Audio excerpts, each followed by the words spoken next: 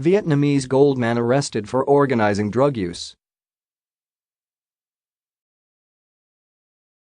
A Ho Chi Minh City resident who is dubbed Vietnam's gold man has been arrested along with his 11 accomplices for organizing illegal drug use in the southern metropolis.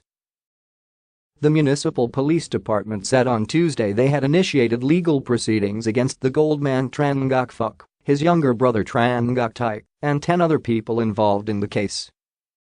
Phuc, aka Phuc Zo, has been held in custody since April 13 to assist the investigation, but his official arrest warrant was issued today after police had gathered sufficient evidence, according to officers.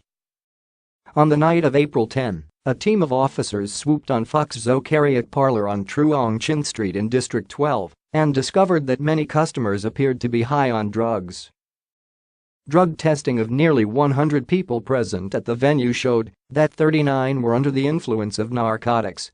2 employees and a customer were also caught carrying drugs. A comprehensive search was conducted at the karaoke bar on the following evening to further assist police in their investigation.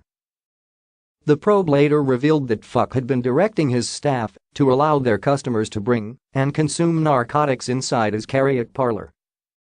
The parlor also provided specialized tools needed for drug use and had many female employees wear revealing outfits, serve beer, and consume the stimulant with their customers. Thai was found storing drugs at his house. Phuc Zo's claim to fame is videos and photos posted on social media showing him wearing a large amount of gold. He has been seen with multiple gold-plated high-capacity motorbikes and an automobile covered in gold.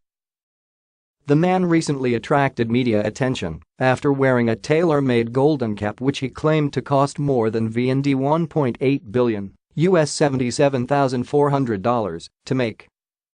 However, several domestic media sources said the gold was all fake, a trick Phuc employed to attract attention and promote his karaoke venue.